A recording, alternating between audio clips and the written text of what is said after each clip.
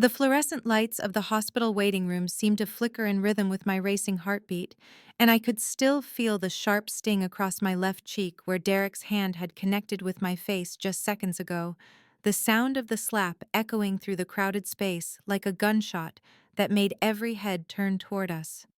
"You selfish bitch," Derek snarled, his face red and contorted with rage as two security guards rushed toward us from opposite ends of the waiting room, their radios crackling with urgent chatter. I stood frozen, my hand slowly rising to touch my burning cheek, aware that at least 20 people had just witnessed my 32-year-old stepbrother strike me in the middle of St. Mary's Hospital emergency wing. Patricia, my stepmother, sat in her chair against the wall with her arms crossed, her face a mask of cold indifference, as if violence from her son was perfectly reasonable, as if I somehow deserved it. My father was somewhere beyond those double doors, fighting for his life after a massive heart attack, and here I was being assaulted because I wouldn't hand over cash on demand to the man who had treated me like garbage for 15 years. The larger security guard, a man with kind eyes and graying temples, positioned himself between Derek and me while his partner took Derek's arm firmly. "Sir, you need to come with us right now," the guard said in that practiced calm voice security people use when situations could escalate further. Derek jerked his arm away, still glaring at me with such hatred, I barely recognized him as the boy who had once been my father's new wife's son, the golden child who could do no wrong while I became invisible in my own family. "She's lying about having money," Derek shouted, pointing at me accusingly, his voice carrying across the waiting room where strangers shifted uncomfortably in their seats, pretending not to watch, while absolutely watching. "She's always been a selfish liar, just like her dead mother."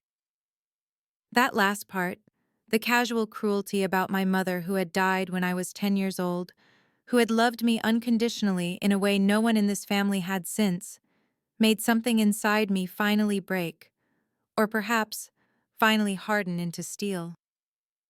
I had driven 3 hours from Seattle the moment Patricia called with the news about Dad, had canceled important meetings, and left Marcus worried at my condo, had rushed here out of love and duty only to be met with demands and insults and now physical violence. The security guard turned to me with professional concern etched on his face. "Ma'am, do you want us to call the police?" he asked. And I saw Derek's eyes widen slightly, because he had never, in all our years of his condescension and cruelty, expected that I might actually stand up for myself. Patricia stood up quickly, her voice sharp. "That won't be necessary. Emma wouldn't do that to family."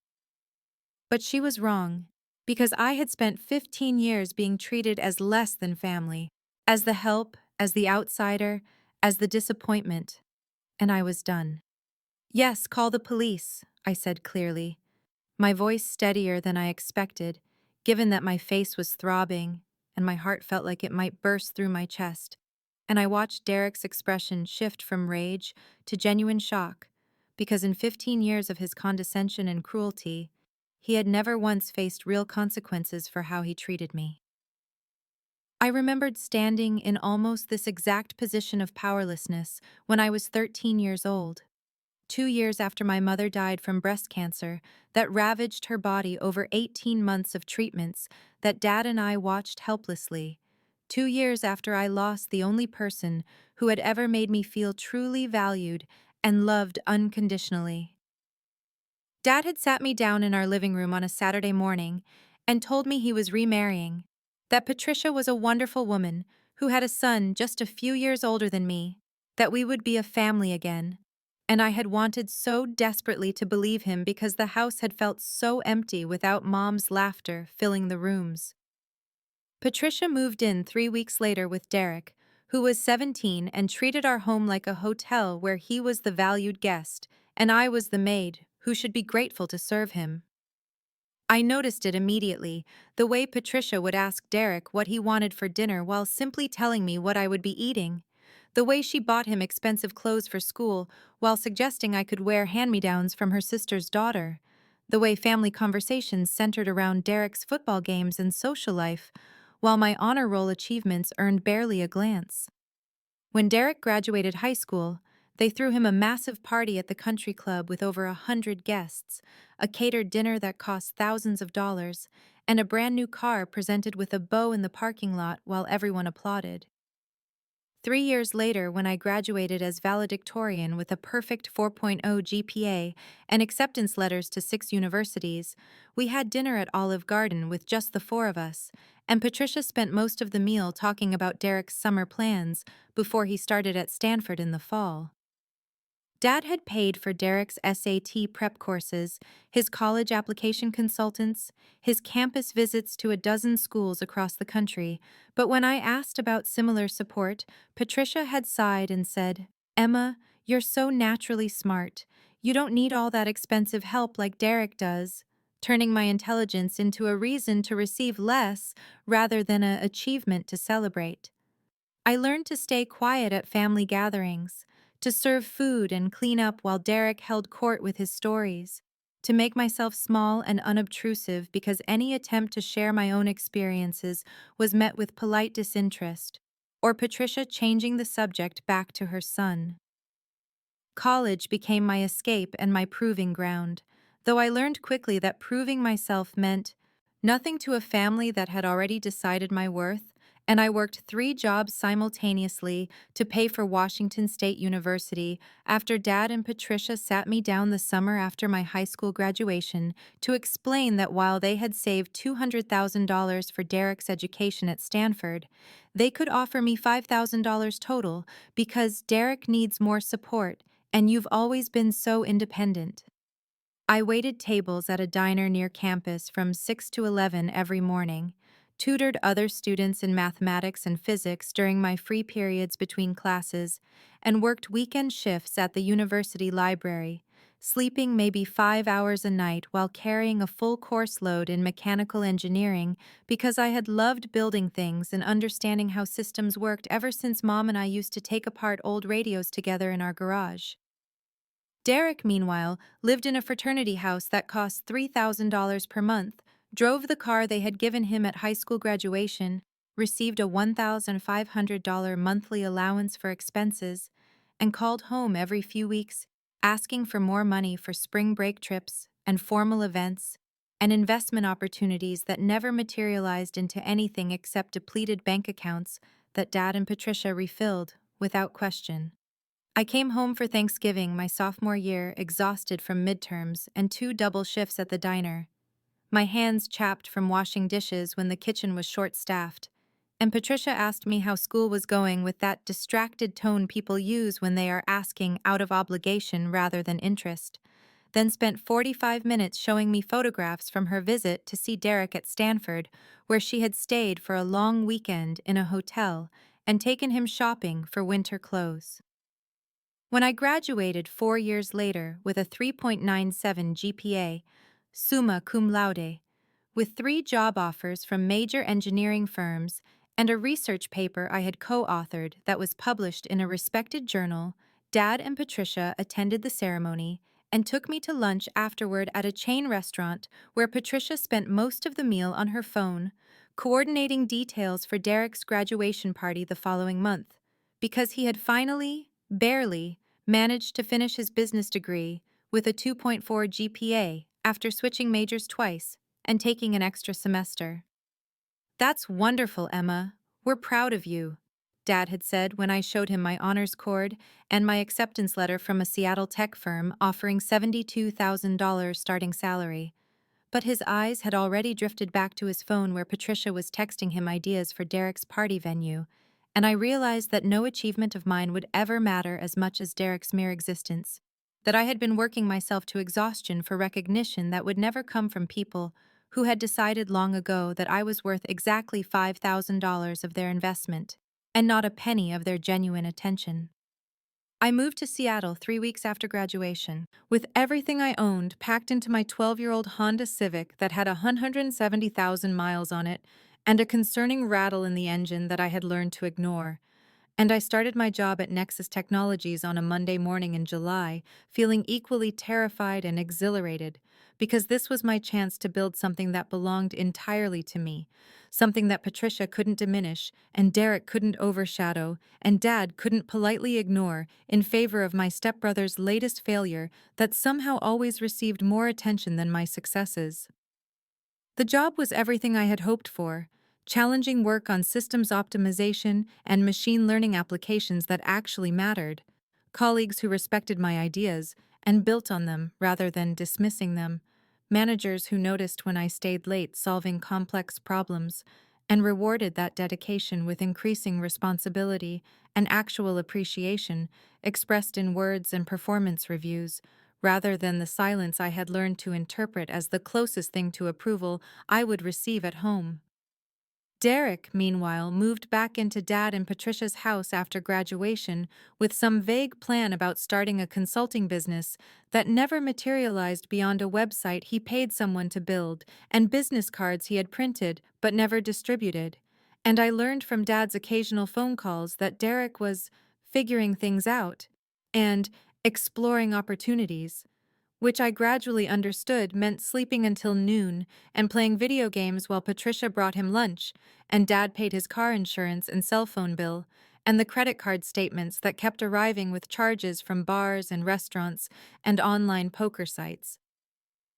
6 months into my Seattle job, Dad called me on a Tuesday evening and mentioned in that careful tone he used when he was about to ask me for something that they were having some financial difficulties, that the house needed a new roof, and the insurance wasn't covering as much as they had hoped, and could I possibly help out with maybe $3,000 just as a loan that they would pay back within a few months when Dad's year-end bonus came through.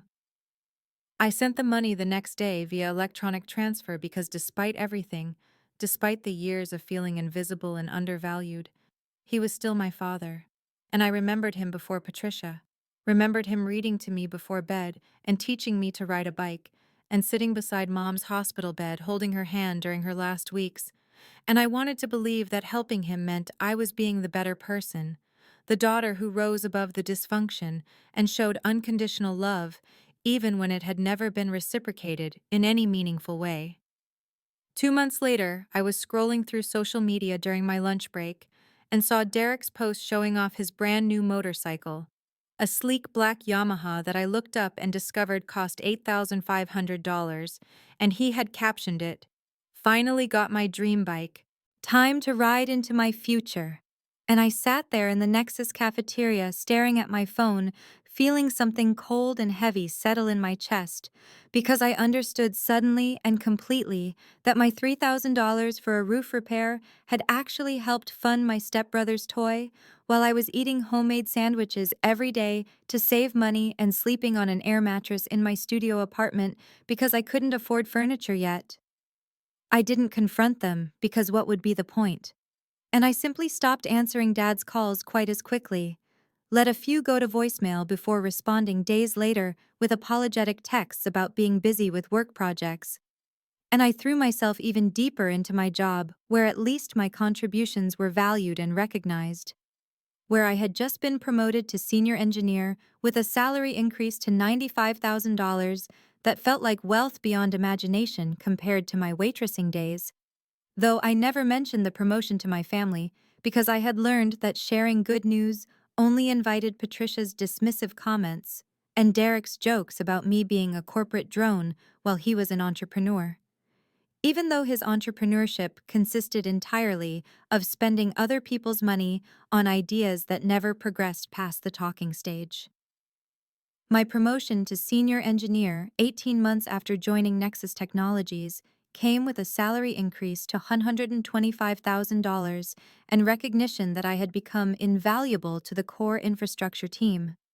But the real transformation began when my manager approached me about leading a new project developing proprietary optimization software for cloud resource allocation, explaining that the company was willing to offer equity compensation to key contributors because they believe this technology could revolutionize how enterprises manage their computing costs. I accepted immediately and spent the next 8 months working 70-hour weeks alongside a small team of brilliant engineers, writing code and developing algorithms that I understood on an instinctive level. the same way I had understood how systems fit together when Mom and I used to repair radios. And I had never felt more alive or more valued than I did in those strategy meetings where senior executives listened to my technical explanations and implemented my recommendations without question or condescension. The software launched to 3 beta clients and exceeded every performance metric we had projected, reducing their cloud computing costs by an average of 42% while improving system reliability. And suddenly, Nexus was fielding inquiries from Fortune 500 companies willing to pay substantial licensing fees for access to technology that my team had built and I had architected. My manager called me into her office on a Friday afternoon and explained that the company was offering me a promotion to engineering manager along with a significant equity stake, 15,000 stock options vesting over 4 years, in recognition of my contributions that were driving what she called exponential company growth. And I signed the paperwork with hands that trembled slightly because I understood I was signing something that could change my life, though I had no idea then just how much. I told no one about the equity because it felt somehow safer to keep this success private, to protect it from Patricia's dismissive comments and Derek's inevitable jokes about tech bubble fantasies, and I continued living in my modest studio apartment and driving my old Honda and eating homemade lunches while my family continued to treat me like I was barely scraping by in my little tech job that they clearly considered far less impressive than Derek's perpetual entrepreneurship that had now evolved into day trading cryptocurrency with money Dad kept lending him.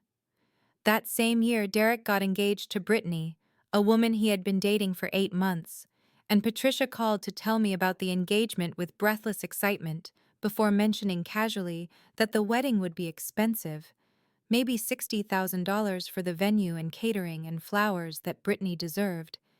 And did I think I could contribute maybe $10,000 as a loan to help make Derek's special day perfect? Because family helps family, and surely I could manage that much. I sent the money even though I knew I would never see it repaid, even though I knew I was enabling the same pattern that had defined my entire relationship with this family, and I was not surprised when the wedding invitation arrived with my name listed as a guest with no mention of being in the wedding party. Just another attendee expected to show up and smile and celebrate Derek's happiness, while contributing financially to an event where my presence was tolerated, but not actually wanted. The acquisition announcement came on a Tuesday morning, exactly 23 months after I had started the optimization project, when our CEO called an all-hands meeting and explained that TechCore Solutions, one of the largest enterprise software companies in the world, was acquiring Nexus Technologies for $340 million. And the reason they were paying that extraordinary sum was specifically because of the cloud optimization software that my team had built and that I had architected from the ground up. My stock options, those 15,000 shares I had signed for 2 years earlier, vested immediately upon acquisition at $87 per share, which meant I was suddenly looking at $1,305,000 before taxes, and combined with my existing savings and the equity I had accumulated through earlier vesting periods, my net worth crossed $2.3 million on the day I turned 26 years old. My salary increased to $340,000 as part of my new contract with TechCore, where they wanted me to continue leading the optimization division and expanding its capabilities. And I sat in the conference room, listening to congratulations from colleagues while feeling oddly detached, like this was happening to someone else because I had spent so many years being told implicitly and explicitly that I was worth less than Derek, that my achievements were unremarkable, that my careful, responsible choices were somehow inferior to his chaotic, irresponsible ones that always required rescue. I told absolutely no one in my family about the acquisition or the money, because some instinct for self-preservation made me understand that this success was mine alone, something precious that needed protection from Patricia's diminishment and Derek's jealousy and Dad's complicated pride that always seemed tangled up with guilt about how differently he treated his biological daughter compared to his stepson. I moved out of my studio apartment into a beautiful two-bedroom condo in Capitol Hill with floor-to-ceiling windows overlooking the city. And I furnished it carefully with pieces I loved rather than whatever was cheapest. And I bought a newer car, a 3-year-old Lexus that was reliable and comfortable but not ostentatious. And I started working with a financial advisor who helped me invest wisely in index funds and bonds and real estate investment trusts that would build long-term security. I kept my social media presence minimal, posting occasionally about Seattle coffee shops or hiking trips, but never about my condo or my car or my work success. And when Dad called every few weeks with updates about family news, I listened and made appropriate responses and never mentioned that I was now earning more than he had made at the peak of his career, that I had more in my investment accounts than he had in his retirement fund, that the daughter he had given $5,000 toward college was now a millionaire, while the stepson he had spent $200,000 educating was living in his basement and borrowing money for another failed business venture. Patricia sent me a Facebook message that fall commenting that I must be getting by okay in my little tech job and asking when I was going to focus on finding a husband instead of being married to my career like some kind of robot. And I read it twice and then deleted it without responding because what was the point of explaining reality to someone who had spent 15 years refusing to see me clearly? Thanksgiving at Dad and Patricia's house that year followed the same exhausting pattern that had defined every family gathering for the past decade. With me arriving from Seattle with an expensive bottle of wine and homemade dessert only to be immediately relegated to kitchen duty, while Derek held court in the living room telling stories about his latest cryptocurrency investment strategy that was definitely going to make him rich this time, and I peeled potatoes and chopped vegetables alongside Patricia, who asked with that particular tone of concerned condescension when I was going to stop playing around with my computer stuff and find a real career with stability, maybe something in teaching or nursing like normal women, and didn't I want to settle down before I got too old and missed my chance at having a family? I had smiled tightly and said I was happy with my career trajectory, and she had laughed that brittle laugh and said, "Well, someone has to be realistic about these things." And through the doorway I could see Dad nodding along to whatever Derek was saying, his face animated with interest he had never shown in my achievements, and I felt that familiar ache of being invisible even when I was physically present and actively contributing.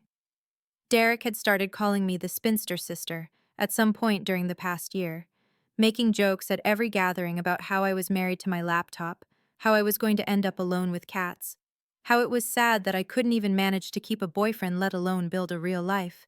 And the extended family would laugh uncomfortably while Dad stayed silent, and Patricia would add comments about how career women always regret their choices eventually when they realize they've prioritized the wrong things.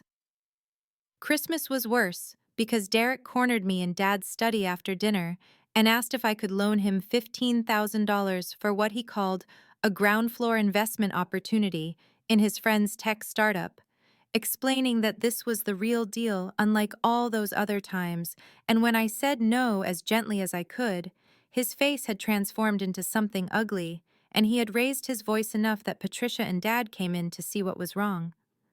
I had explained that I couldn't afford to loan that amount, which was technically true, given that I maintained careful boundaries between my investment accounts and available cash specifically to avoid these situations. And Derek had exploded about how I was selfish and had always thought I was better than everyone else. And Patricia had joined in saying after all the family had done for me over the years, after they had welcomed me and treated me like one of their own, this was how I repaid their generosity, and Dad had just stood there looking tired and uncomfortable, but saying nothing in my defense, never in my defense, and I had driven back to Seattle that night instead of staying through Christmas morning because I couldn't breathe in that house anymore, couldn't pretend that these people who shared my blood and history actually saw me as anything other than a supporting character in Derek's story or a disappointment in Patricia's narrative of what women should be. I met Marcus on a Saturday morning in late April at a farmer's market in Capitol Hill, 6 months before Dad's heart attack changed everything. When I was examining heirloom tomatoes at a vendor's stall, and he was reaching for the same bunch of basil, and our hands touched, and we both laughed at the awkwardness, and he said, "You clearly have better taste in herbs than I do," with this warm smile that made something in my chest loosen in a way I hadn't felt in years. He was an architect, 30 years old, working for a sustainable design firm in Seattle, and we got coffee after the market and talked for 3 hours about everything from building design to the best hiking trails in the Cascades to our families, though I kept my description of my family deliberately vague, saying only that things were complicated and I didn't see them often. Marcus didn't push for details, just listened with this quality of attention that made me feel actually seen, and when he asked me about my work, I told him the truth about my role at TechCore and the software I had developed, and his eyes lit up with genuine interest, and he asked intelligent questions about cloud architecture and optimization algorithms. And for the first time in my life, I was talking to someone who valued my actual expertise instead of dismissing it or feeling threatened by it. We started dating seriously within a month, and I kept the relationship completely private from my family because I needed something that was mine alone, untouched by Patricia's judgment, or Derek's mockery, or Dad's complicated failure to protect me. And Marcus understood when I explained that my family dynamics were toxic and I was working through how much contact I wanted to maintain. He met my friends from work, and we traveled together to Portland and Vancouver, and he showed me his architectural projects with the same pride I felt in my code.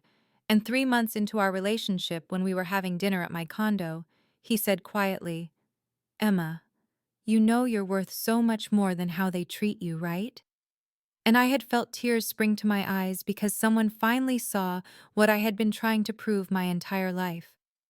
Marcus encouraged me to either share my real success with my family so they could see who I actually was, or to distance myself completely and stop subjecting myself to their diminishment. But I told him I wanted to try one more time to connect authentically with Dad, to see if there was any possibility of a genuine relationship underneath all the years of his complicity in Patricia's favoritism. Meanwhile, Derek's latest business venture, some kind of cryptocurrency arbitrage scheme, collapsed spectacularly, and he borrowed $50,000 from Dad to cover his losses. Money that Dad didn't really have, given that he was 63 and approaching retirement with insufficient savings because he had spent so much supporting Derek's failures over the years. Dad's health started declining that spring, stress-related high blood pressure and chest pains that should have been warning signs. But when I called to check on him, Patricia answered and said snippily that if I really cared about family, I would help financially instead of living my selfish life in Seattle. And I had offered right then to pay for Dad's medical expenses and any treatment he needed.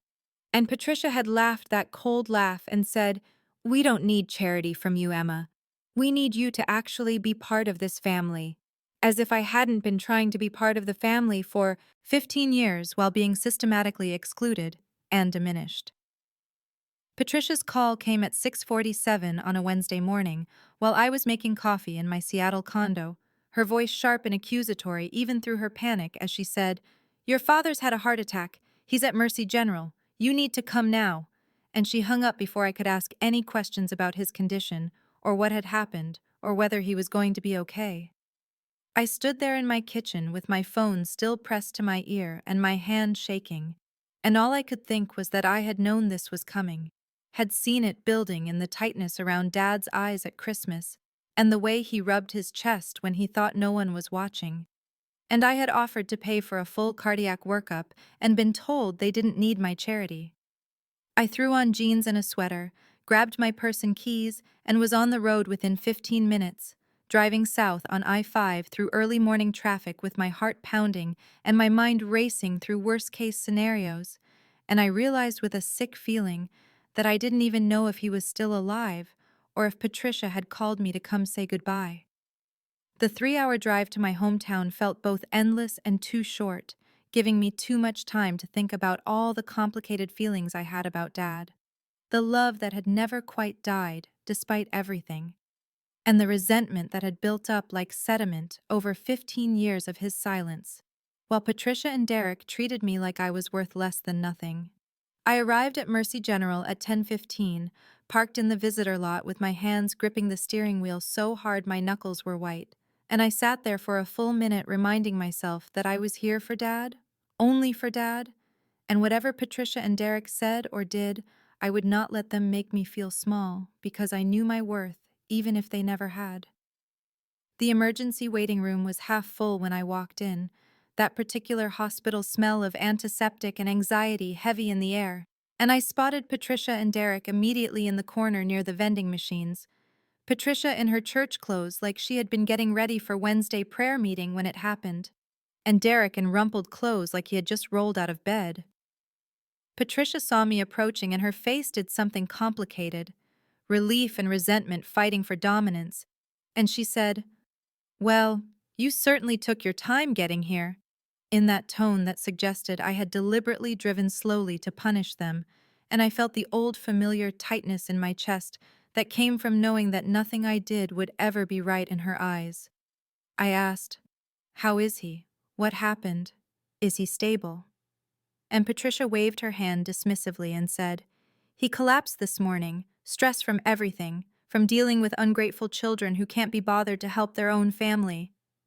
And I knew she meant me, even though Derek was the one who had borrowed 50,000 6 months ago and never paid back a cent, but I swallowed my response because this wasn't the time to defend myself. Dad was somewhere beyond those double doors possibly dying, and that was all that mattered right now. I asked, "How is he doing? What did the doctors say? Is he going to need surgery?" Because that was all I cared about in that moment, getting actual information about Dad's condition instead of Patricia's vague dramatics.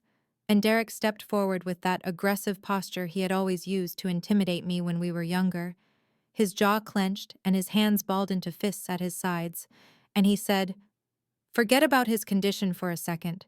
We need to talk about how you're going to step up financially here, because Mom and I can't handle all these medical bills on our own, and you need to start acting like actual family for once in your selfish life." I felt something cold settle in my stomach at the way he said actual family, like I had never been part of this family despite 15 years of trying. Despite every holiday I had shown up for and every insult I had swallowed, and every dollar I had sent home that had been spent on his motorcycles and failed businesses. And I said as calmly as I could manage, "I already offered to pay for Dad's medical expenses 6 months ago. Patricia told me you didn't need charity from me, but the offer still stands, and I will pay whatever the hospital needs directly." Derek's face flushed red, and he moved closer, invading my space in a way that made the elderly couple sitting nearby look over with concern, and he said, "That's bullshit. You don't have that kind of money. You're just saying that to make yourself look good. And even if you did have it, we need cash for other expenses, for the mortgage and the bills and everything else that's piling up while Dad's in here." I realized in that moment that this had nothing to do with Dad's medical care and everything to do with Derek needing money to cover his own failures, and I said clearly, "I will pay for Dad's medical treatment directly to the hospital. I will not be giving anyone cash." And I saw Patricia's expression sharpen with anger, and she said in that voice dripping with disdain, "You've always been selfish, just like your dead mother," she thought. "She was too good for this family, too. And look where that got her. At least she's not around to see what a disappointment her daughter turned out to be." Something snapped inside me hearing her talk about my mother like that. My mother who had died when I was 10 and left me alone with a father who couldn't protect me from his new wife's cruelty. And I said, with my voice shaking, "Don't you dare talk about my mother. She was worth 10 of you, and she actually loved Dad instead of just using him as a bank account." Derek exploded then, his voice rising to a shout that echoed through the waiting room as he yelled, "You better start acting like family and write a check, Emma, because we're done putting up with your attitude." And I felt every eye in the waiting room turn toward us, and I said quietly, "I told you I will pay the medical bills directly. That's my final offer." And Derek screamed, "That's not good enough, you selfish bitch." and I turned to walk away because I could feel the situation spiraling, and I knew nothing good would come from continuing this conversation. And I had made it 3 steps toward the hallway when Derek grabbed my shoulder hard enough to bruise and spun me around, and his hand connected with my face in a slap so hard my head snapped to the side, and I tasted blood where my teeth cut the inside of my cheek. The waiting room erupted into gasps and movement as Derek's hand left my face, security officers appearing from somewhere with the speed that suggested they had already been watching our escalating confrontation, and I stood there with my cheek burning and the coppery taste of blood in my mouth, feeling strangely calm, like I had finally stepped outside of the fog I had been living in for 15 years. A large security officer with graying hair pulled Derek back firmly, while a younger one positioned himself between us, and a nurse rushed over with that practiced efficiency that comes from years of emergency room chaos and asked, "Are you okay? Do you need medical attention?" And I touched my face gingerly, where I could already feel the swelling starting, and said, "I'm fine, but I want the police called." Patricia's voice cut through the moment like a knife. As she shrieked, she provoked him. "You all saw it. She said terrible things about our family and refused to help her dying father." And I watched her face twist with the particular kind of desperation that comes from seeing your narrative slipping away from you. And the security officer holding Derek said calmly, "Ma'am, we saw what happened. He assaulted her while she was walking away." The nurse asked me again, "Do you want us to call the police?" And I looked at Derek, who was staring at me with this expression of absolute shock, like he genuinely could not believe I would make a fuss about this. Like all those years of me swallowing his insults, and Patricia's cruelty had convinced him I would just accept physical violence too. And I said clearly, "Yes, please call the police. I want to press charges." Derek's face went from shocked to furious, and he lunged toward me again, but the security officer held him easily and said, "Sir, you need to calm down right now, or this is going to get a lot worse for you."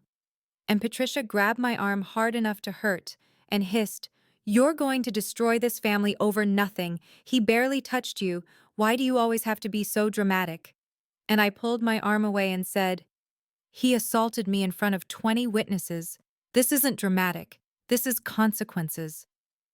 The police arrived within 10 minutes, 2 officers who looked tired and professional in that way that suggested they had seen everything human nature had to offer, and they separated, all of us to take statements.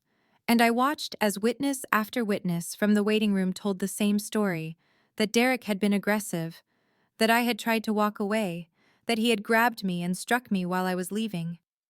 The older officer came back to me after speaking with the witnesses and said, "We have more than enough to charge him with assault. Multiple independent witnesses confirm your account. Do you want to proceed with pressing charges?" And I said yes, without hesitation. And I saw Patricia's face crumple as they put Derek in handcuffs, and she screamed at me, "You're destroying your brother. You're tearing this family apart. Your father is dying and you're doing this." And I said quietly, "Derek isn't my brother. He's the man who just assaulted me, and I'm not destroying anything that wasn't already broken." The police car pulled away with Derek in the back seat, and Patricia finally stopped screaming at me, her voice going hoarse and her face blotchy with tears and rage, and she collapsed into one of the waiting room chairs and said, "You've destroyed everything. You've destroyed this family. Your father is going to die knowing his children hate each other, and it's all your fault." But I felt nothing except a strange clarity, like I had finally stepped into the person I was supposed to be all along. I stood there with my cheek still throbbing where Derek had hit me and watched the other people in the waiting room try to pretend they weren't staring, and I was about to sit down and wait for news about Dad when a woman in a navy business suit approached me with the kind of purposeful stride that suggested authority, and she said, "Ms. Chen, I'm Catherine Morrison, the hospital administrator. I'm so sorry about what happened in our waiting room. Would you mind coming with me to my office so we can discuss your father's care?" I followed her down a corridor away from Patricia's glaring, and into a spacious office with diplomas on the walls and family photos on the desk, and Catherine gestured for me to sit and said, First, I want to apologize again for the incident. Our security team should have intervened sooner when the situation was escalating, and I want you to know we take patient family safety very seriously. And I said, it's not the hospital's fault. My stepbrother has always had anger issues. I just finally stopped accepting it. Catherine nodded, and her expression shifted from apologetic to serious. And she said, I wanted to speak with you about your father's condition. The cardiac surgeon has reviewed his case, and he's going to need emergency bypass surgery. 3 vessels are severely blocked, and without intervention, he likely won't survive another 72 hours. And I felt my stomach drop, because even after everything, I still loved my father, even if I hated how weak he had been in protecting me. I asked, what's the prognosis with the surgery? And Catherine said, good. He's relatively strong otherwise, the surgeon gives him an 85% chance of full recovery. But I need to be transparent with you about the financial aspect. Your father's insurance will cover a portion, but there's going to be approximately $150,000 not covered, and the hospital requires payment arrangements before we can schedule the surgery. I didn't hesitate, didn't even pause to consider. I just said, I'll pay it, all of it, whatever he needs. And Catherine's professional mask slipped slightly into surprise, and she said, that's very generous. We can set up a payment plan if needed. And I said, no payment plan necessary. I can transfer the funds today. Actually, let me make it $200,000 to cover any complications or extended recovery care. I pulled out my phone and called my wealth manager, Sarah, who answered on the second ring, and I said, Sarah, I need you to wire $200,000 to, and I looked at Catherine, who quickly wrote down the hospital's banking information on her business card, and I read off the numbers while Catherine's expression shifted from polite professional interest to genuine shock as she realized I was casually moving 6 figures with a single phone call. Sarah confirmed the transfer would process within the hour, and I thanked her and hung up, and Catherine stared at me for a long moment before saying, Ms. Chen, I have to admit I'm surprised. Based on the conversation I overheard in the waiting room, I got the impression your family was under significant financial strain. And I felt something that might have been satisfaction or vindication curl in my chest as I said, my stepmother and stepbrother are under financial strain.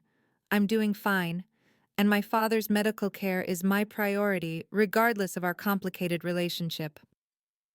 I walked back into the waiting room with my face still warm from the knowledge that I had just casually transferred enough money to buy a house in most American cities, and Patricia sat exactly where I had left her, looking diminished somehow, like the air had gone out of her, and I sat down 2 chairs away from her and said, Dad's surgery is scheduled for tomorrow morning at 6. All the costs are covered. He's going to be fine. And Patricia's head snapped up and she stared at me with red-rimmed eyes and said, What do you mean all the costs are covered? How did you? And I watched understanding dawn slowly on her face as she realized what I had done, and she said, You paid for it. Where did you get that kind of money? Did you take out loans? Emma, this is insane. You'll be in debt for years. I looked at her and felt something like pity, because she genuinely could not conceive of a world where I had succeeded beyond her limited imagination of who I was. And I said calmly, I didn't take out any loans, Patricia. I paid for Dad's surgery outright because I have the money. I've had the money for years, actually. My career has been very successful. And she stared at me like I was speaking a foreign language and said, What are you talking about? You work at some tech company doing computer things. How much could you possibly?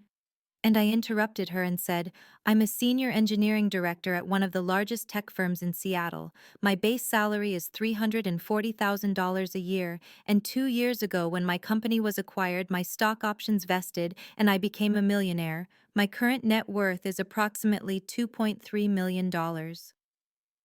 The words hung in the air between us, and Patricia's mouth literally fell open, and she said, That's not possible, you're lying. If you had that kind of money, we would have known. Your father would have known. And I said, You would have known if any of you had ever asked about my actual life instead of assuming I was struggling and demanding money from me. You never once asked how my career was going or what projects I was working on. You just made jokes about my little tech job and asked when I was going to get a real career? Patricia's face cycled through shock and disbelief, and then landed on anger, and she said, "You let us think you were barely getting by. You let your father stress about money while you were sitting on millions. What kind of daughter does that?" And I felt my own anger rise, and I said, "The kind of daughter who sent $3,000 for a roof repair that turned into Derek's motorcycle. The kind who gave $10,000 for a wedding she wasn't even included in. The kind who offered multiple times to help with Dad's medical expenses and was told you didn't need charity from me." And my voice was getting louder now, and people were starting to look over, and I didn't care anymore. The waiting room doors opened, and my Aunt Jennifer came rushing in with my Uncle Tom and my cousins behind them. And Jennifer's eyes found mine immediately, and she hurried over and pulled me into a hug and said, "Emma, sweetheart, we just heard about your father. How is he?" And I was explaining about the surgery when Patricia stood up abruptly and said, "Emma has been lying to this family for years. She's been hoarding money while we struggled." And Jennifer pulled back and looked confused, and I said quietly, "I just paid $200,000 for Dad's surgery. Patricia, I'm not hoarding anything. I'm just done being treated like I'm worthless." And Uncle Tom, who had always laughed at Derek's jokes about me being a spinster, said, "Wait, $200,000, Emma, how did you?" And Jennifer said firmly, "Emma is a brilliant engineer, Tom. Maybe if you'd paid attention to her instead of dismissing her, you'd know that." And I felt tears prick my eyes because Jennifer had always been the one family member who saw me. Patricia tried to speak again, and Jennifer held up her hand and said, "I heard about what Derek did. Patricia, multiple people called me. He assaulted Emma in a hospital waiting room, and you defended him. So I suggest you sit down and be quiet." And I watched my uncle's face flush with shame as he realized what had happened. And my cousin Sarah, who was closest to my age, said, "Emma, I'm so sorry. I should have stood up for you more at family things. I always knew they treated you differently." And the truth of my life was suddenly visible to everyone who had chosen not to see it before. The nurse came to find me at 11:30 that night after Dad had been in surgery for 5.5 hours, and she said, "Ms. Chen, your father is out of surgery and in recovery. The procedure went very well. Dr. Alvarez will want to speak with you." And I felt something unlock in my chest that I hadn't realized was clenched tight with fear, because despite everything, he was still my father and I still loved him, even if that love was complicated and bruised. Patricia stood up immediately and said, "I'm coming too. I'm his wife." But the nurse looked at her chart and said, "Dr. Alvarez requested Ms. Chen specifically as she's listed as the financial sponsor of Care and Medical Proxy." And I saw Patricia's face go red because Dad must have changed his paperwork at some point without telling her, maybe during one of the moments when he was coherent before surgery. I followed the nurse through the secure doors into the recovery area where the lighting was dimmer and machines beeped steadily, and Dr. Alvarez met me outside Dad's room, a tall woman in her 50s with kind eyes behind wire-rimmed glasses. And she said, "The surgery was successful. We bypassed 3 blocked arteries and his heart is responding well. Barring complications, he should make a full recovery. But he'll need significant lifestyle changes and careful monitoring." And I thanked her and asked when I could see him, and she said, "He's awake now, still groggy from anesthesia. But he's been asking for you." I walked into the room and saw Dad looking smaller somehow in the hospital bed, with tubes and wires connecting him to various machines, and his skin had a gray pallor that scared me. But his eyes opened when I sat down in the chair beside him, and he said, "Emma," in a voice that was barely a whisper. And I took his hand carefully, avoiding the IV line, and said, "I'm here, Dad. The surgery went well. You're going to be okay." He was quiet for a long moment, and then tears started sliding down his temples into his gray hair, and he said, "I'm sorry, Emma.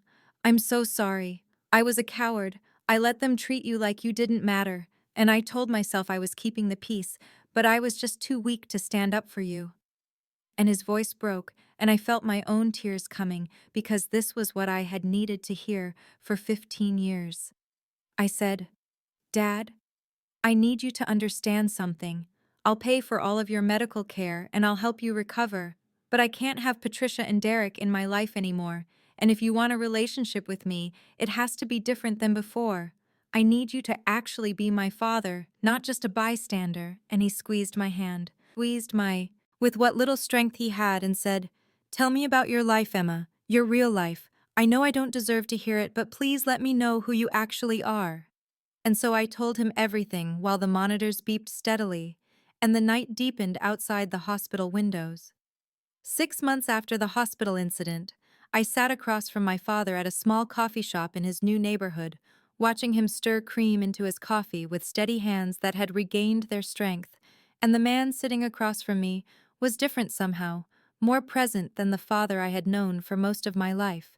And he looked up and smiled and said, "Marcus sent me the final guest list for the wedding, 68 people. That's perfect, Emma. Intimate enough to actually talk to everyone." And I felt warmth spread through my chest, because my father had spent the last 6 months genuinely getting to know Marcus and had given us his blessing with tears in his eyes. The therapy sessions had been difficult at first, with Dad struggling to articulate why he had enabled Patricia and Derek's treatment of me for so many years. But slowly, he had begun to understand his own patterns of conflict avoidance and his fear of losing another family after my mother died. And I had begun to understand that his weakness hadn't been malicious, just human and flawed, and ultimately something he was working hard to change. Derek had pleaded no contest to the assault charge and received a year of probation, plus anger management classes, and a permanent restraining order that meant he couldn't come within 500 feet of me. And I had heard through Aunt Jennifer that he was living with Brittany's parents now, and working at a car dealership, and apparently Brittany was pregnant, which I felt nothing about except a vague hope that maybe becoming a parent would force him to grow up. Patricia had filed for divorce 2 months after the hospital incident, when Dad separated their finances and cut off the flow of money to Derek, and she had tried to claim she deserved half of everything, including the house. But Dad's lawyer had pointed out that the house had been purchased before their marriage with money from my mother's life insurance, and Patricia had left the marriage with exactly what she had brought into it. Dad had sold the house where I had spent my teenage years feeling invisible and bought a small condo closer to the city, and when I visited now there were no photographs of Derek displayed prominently while my achievements were hidden away. Instead, there were pictures of me at my college graduation that Dad had kept in a drawer for years, and recent photos of me and Marcus, and a framed copy of the article about my team's software innovation that had been published in a tech industry magazine. "I'm proud of you, Emma," Dad said now, setting down his coffee cup and reaching across the table to take my hand.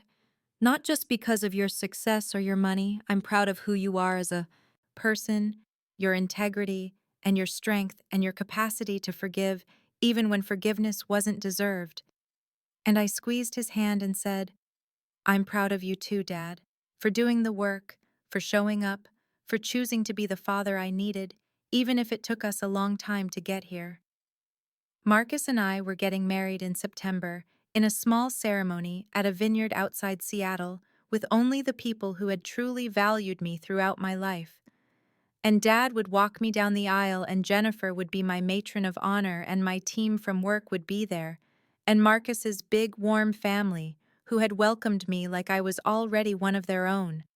And there would be no space at my wedding for people who had treated me as less than I was worth. I thought about the moment in the hospital when Derek's hand had connected with my face, and how that slap had somehow freed me to finally stop accepting crumbs of affection from people who should have loved me fully. And I realized that sometimes the worst moments of our lives crack us open in ways that let us finally become who we were always meant to be. And I was grateful now, not for the pain, but for my own decision to finally say enough and mean it. The wedding planner asked if I wanted to say anything during the ceremony, Dad said tentatively. "I told her I'd only speak if you wanted me to. I know I lost the right to make grand gestures years ago." And I looked at my father, who was trying so hard to respect my boundaries while also showing up fully for the first time, and I said, "I'd like that, Dad. I'd like you to speak about second chances and the family we're building now." And his eyes filled with tears, and he nodded, and we sat together in comfortable silence while the coffee shop bustled around us, and I understood that real family isn't about shared blood or legal obligations. It's about respect and love freely given, and the choice to keep showing up for each other even when it's hard. And that slap in the hospital waiting room had hurt, but it had also been the beginning of my real life.